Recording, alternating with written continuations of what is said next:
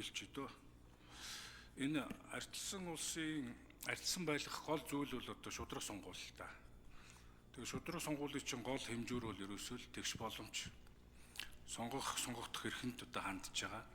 Нэр дэвшиж байгаа улсуудын гэдэг юм горилж байгаа хүмүүс тэгш боломжийг олох л асуудал.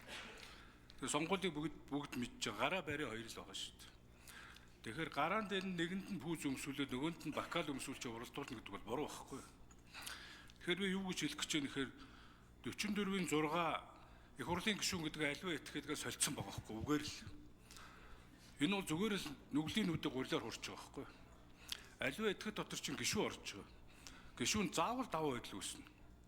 Уулзалт хийхэд засаг захирганыхаа шугамар бүтцээр хийчихнэ. Хажууд нь бие даагч яаж явах вэ? Хамаатад даах унсан юмшигэл явна шүү дээ. Хэрвээ яг тэгш боломж олох гэж байгаа бол 44-6 байх хэрэггүй. 1 сарын 1-ээс ерөөсөө сурталчилгаа уулзалтыг хаачих хэрэгтэй байхгүй. Сонгуул хүртэл. Тэгэл 18 хоногт л үзэлтэй.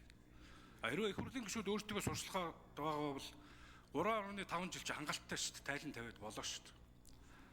12 сарынхаа 31-нд дуусгаад хэвлэмэл материалууд дээр овоол өгчих. Тэгэхээр энэ бол ерөөсөө асуудлыг шийдэж байгаа шарин асуудал ургуулж байгаа асуудал болчиход байгаа.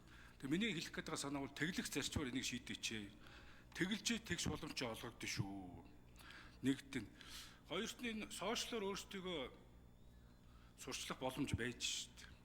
Тэгэхээр заавал тэр цаасан материал эсвэл одоо хөдөө гадаа явж зарлж чирэгдэл болж уулзалт хийж олон хүн өмгөлөх ямар хэрэгтэй. Одоо энэ шинэ нэр дэвшигч нар байж байна. Жагсаалтынхан байж байна. Дахиад шинээр дэвших хүмүүс байж байна. Энэ яагаад 2-3 сонгогдсон хүнтэй уралдах боломж байхгүй шүү дээ. Юу үнэн энэ үнэшд амьдрал төр бүгд мэдчихэ. Тэгэхээр үнэхээр энийг зохицуулах гад тэгш боломжийг олох гээд байгаа юм бол 1 сарын 1-ээс уулзалт, хэвлэмэл материал, сурчлагаа, сошиалоос бусад бүх юм хаах хэрэгтэй. Хаана гэдэг нь одоо үгэн зөгч нүг юу? Энэ заалтыг аваа ичих. Тийм боломж олохгүй байх хэрэгтэй. Тэгжээж наадах чинь тэгш боломжийг олгосон болноо.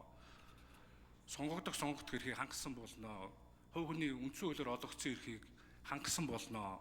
Үндсэн хуулийн цэцгийг гаргасан дүгнэлтийн чинь үндслийг хангахгүй заалт байна гэж хэлж байгаа. За баярлалаа.